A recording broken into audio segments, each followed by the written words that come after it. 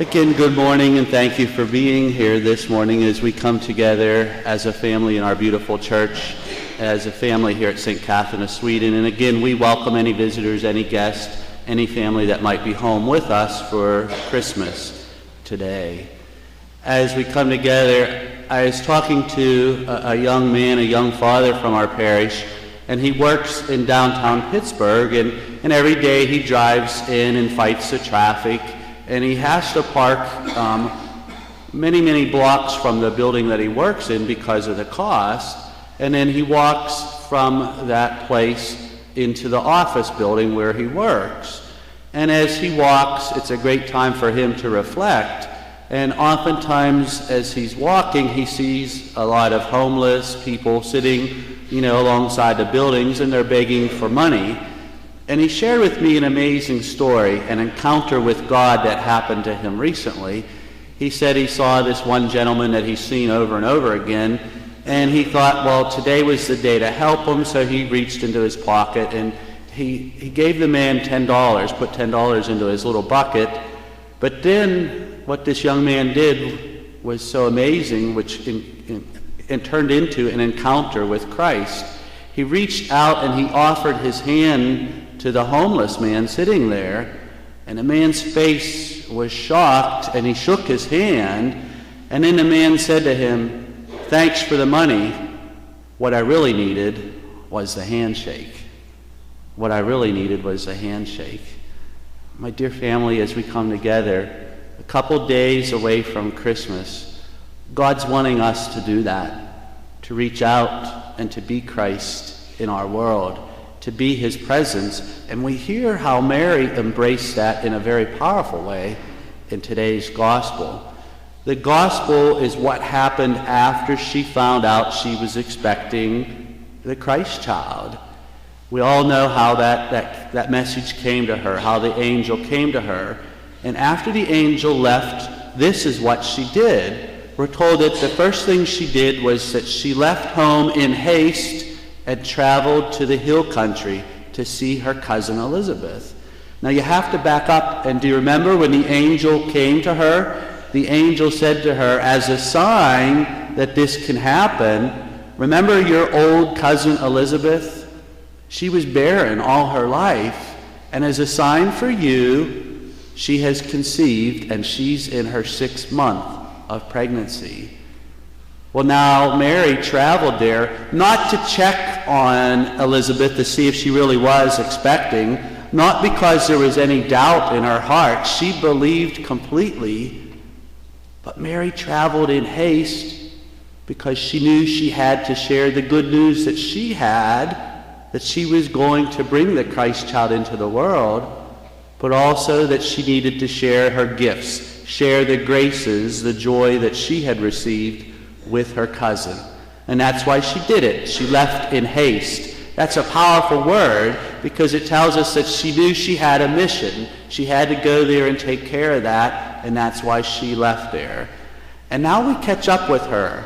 That trip took a long time. It took about a week.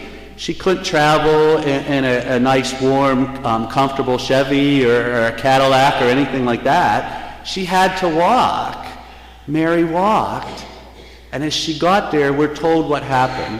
When Elizabeth heard Mary's greeting, the infant leaped in her womb. We know who the infant was, don't we? St. John the Baptist.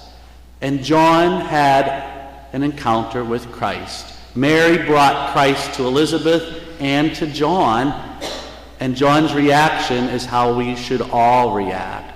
John jumped for joy. He leaped for joy. And that movement in Elizabeth knew in her heart that something special was taking place, that Mary was the bearer of God, the mother of God.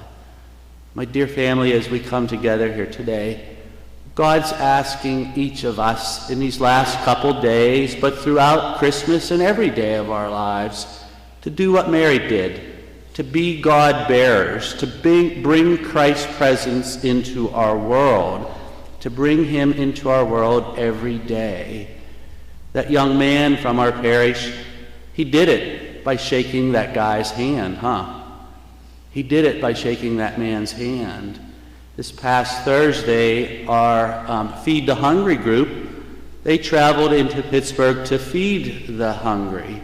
And they make an amazing, incredible meal. And it's through that interaction that they bring Christ to so many people.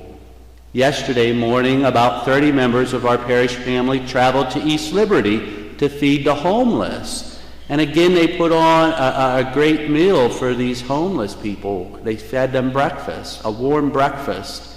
But what was amazing was what our young people did.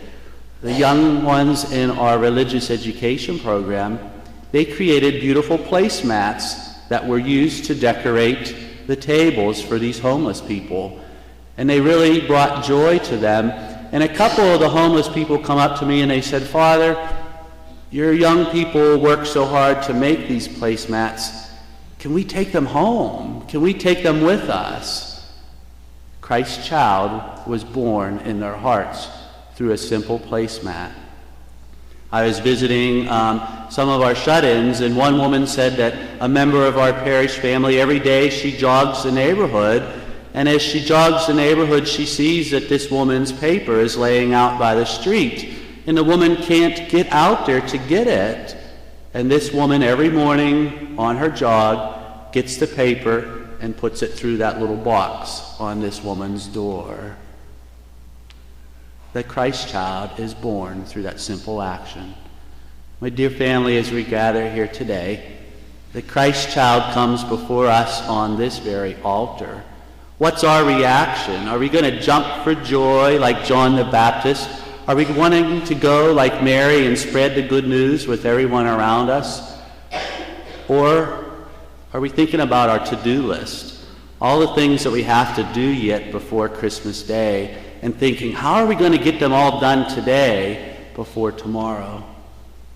My dear family, as we celebrate the Eucharist, as Christ comes before us on this very altar, he wants us to jump for joy. He wants us to share that message. Let's accept his challenge. Let's go out and bring his presence into the world. Christ becomes man. He becomes human in our hearts, in our homes, in our schools, in our workplaces, every time we share him, every time we share that joy. May God bless us, and may God truly help us to leap for joy, to accept that challenge, to share that message.